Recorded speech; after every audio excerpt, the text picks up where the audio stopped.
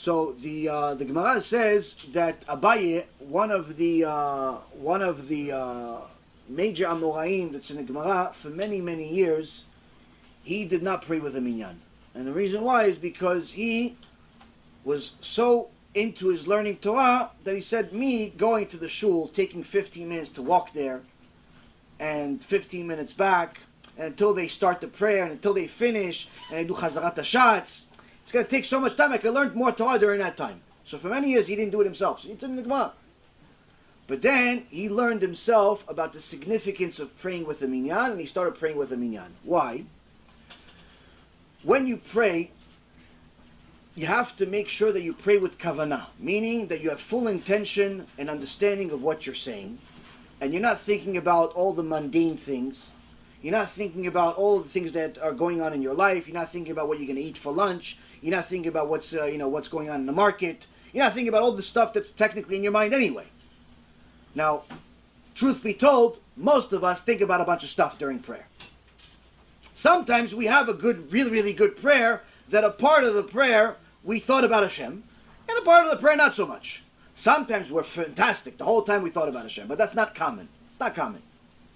So that means that you're going to pray, let's say Mincha, which is, by the way, just so you know, the Mincha is the most important prayer of the entire day. It's not Shachrit. Most people think it's Shachrit because it's the longest. It's not. It's actually not. The most important, the most critical prayer of the day is Mincha. So you're going to pray Mincha. And reality is that you're going to do Amidah, and out of the Amidah, you got 19 brachot, 6 of them were good. 6 of them were kosher. The other 13, we're not even sure if it's kosher. We're not even sure if you remember what you said, Bichlal. So now that's going to go up to Shamayim. Hashem is going to look at this like, are you serious? This is how you pray to me? Melech Malchem Lachim HaKadosh Baruch Hu, you pray to me like this? This half a prayer? How do you expect me to give you parnasah, zivug, good health, all of these things you're asking for? You forgot the words at the time you said them. How?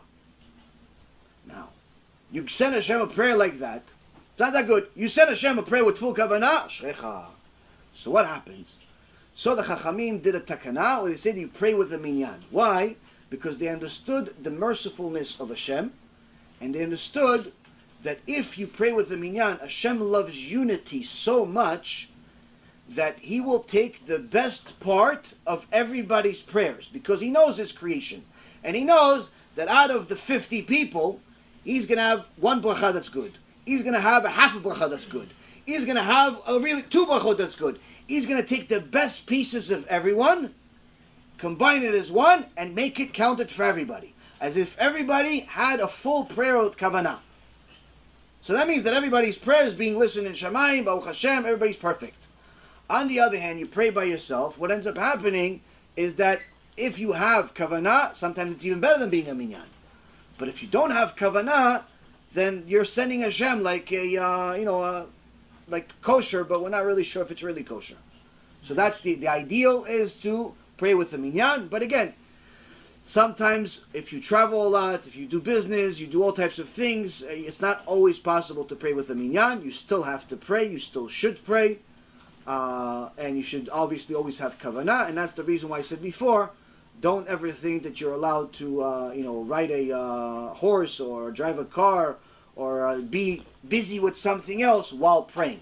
When you pray, you pray. Same thing with Torah. When you learn Torah, you learn Torah. So much so that you should remember, you should know. Rabbi Shimon Bar Yochai says in the Mishnah, someone that treats his Torah learning lightly, and he has a book in front of him, but he also has the phone in front of him, and he has the computer in front of him, and he has a few other things in front of him, and every 2 seconds he stops the book and he looks at the phone, he looks at the computer, he looks at this, he looks at this. In essence, he's treating the Torah like he's treating his phone. Same level of importance. He says that person could be bringing on himself the death penalty. That's how bad it is. So what do? You're going to have distractions already when you start. Anytime somebody leaves the Holy Torah to go deal with mundane things, it doesn't look good in Shamayim unless they planned it ahead. Either by saying, I'm going to study for an hour straight, 2 hours straight, whatever it is, 15 minutes straight, and then I'll do the mundane things. That's no problem. Or, I believe it was Rav Moshe Feinstein said, what you should do is already have in your head that whenever there is something that needs to happen, let's say there's a phone call, or your wife calls you, or your mom calls you, or something calls you, that's officially a time that you already plan to stop. But again, that doesn't mean that you should stop every 2 seconds. It just means that if something happens, you meant to stop that way. So that gives you like a get out of jail free card type of thing. But don't treat the Torah lightly as if it's the same importance as your phone or as something else. So which means that when you're talking to HaKadosh Baruch Hu, remember, you're talking to the King of Kings, you're learning his Torah, you have to treat it accordingly. Same thing with how you go to a Bet Knesset. A Bet Knesset is a Bet Mikdash Katan. You have to come appropriately. You can't come, some people come to the Bet Knesset with a bathing suit. Or they come with tank tops. Now I know maybe it's more comfortable that way because you want to be naked, but the reality is you're not a baby anymore. It's not cute. You're coming to see HaKadosh Baruch Hu. You have to come appropriately. You don't necessarily need to come with a full 3-piece suit, but you have to come appropriately. For men and for women. You cannot come with only like half your body covered. It's not appropriate. Remember, HaKadosh Baruch Hu is here. He's not up there. He's here right now. It's not me. I promise you. Hashem is here though. Any place that there's Torah, Hashem is there. So that means that if you're going to go meet Hashem, you have to look appropriate. And not just act appropriate, but look appropriate. So if you're going to continue socializing, that's not appropriate.